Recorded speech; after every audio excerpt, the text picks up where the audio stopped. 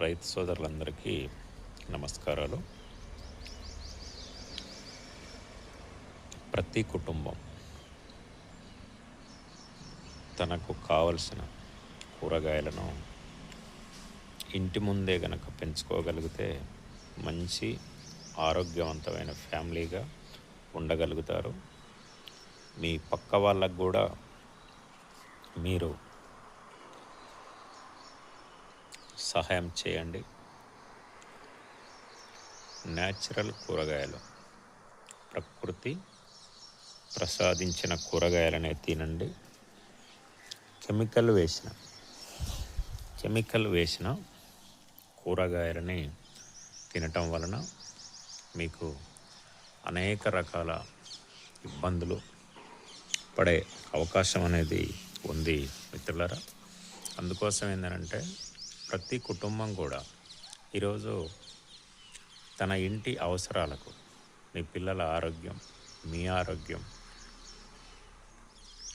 లక్షల రూపాయలు ఖర్చు పెట్టి పిల్లల్ని చదివిస్తూ ఉన్నారు.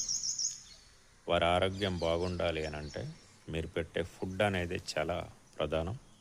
మీరు ఇచ్చే ఆహారంలో కెమికల్ లేకుండా చూడండి. ఈరోజు ప్రతి ఇంటిలో కూడా యూరియా 100 గ్రాముల యూరియాని వాడటం జరుగుతుంది. ప్రతి ఇంటిలో కూడా అదే ప్రకృతి పద్ధతులలో పండించిన కూరగాయలు, ఆహారం తింటే అది మీ ఆరోగ్యాన్ని పెంచడమే కాకుండా మీ ఆయుస్సును కూడా పెంచడంలో కీలక పాత్ర పోషిస్తుంది. పెద్దలారా, ఈరోజు ప్రకృతి వ్యవసాయం మీద అపోహలు కొంతమందికి ఉన్నాయి. అపోహలు ఉండవలసిన అవసరం లేదు. ప్రపంచానికి దిశానిర్దేశం, ప్రపంచానికి ఒక ఆరోగ్యవంతమైన ఆహారాన్ని అందించాలి అంటే అది ప్రకృతి సేద్యంతో సాధ్యమవుతుంది. ఎందుకోసం అనంటే ఈరోజు ప్రకృతి వ్యవసాయం చేస్తున్న రైతులు దిగుబడులు రావట్లేదు, దిగుబడులు తగ్గుతూ ఉన్నాయి. అందుకోసం ఏంటంటే కెమికల్ వాడాలి అని చెప్పి ఏంటంటే కొంత ప్రచారం అనేది నడుస్తున్న ప్రస్తుత తరుణంలో రైతు సోదరులందరూ కూడా ప్రకృతి సేద్యాన్ని వదిలిపెట్టకూడదు. ఎందుకోసం అనంటే ప్రకృతి వ్యవసాయం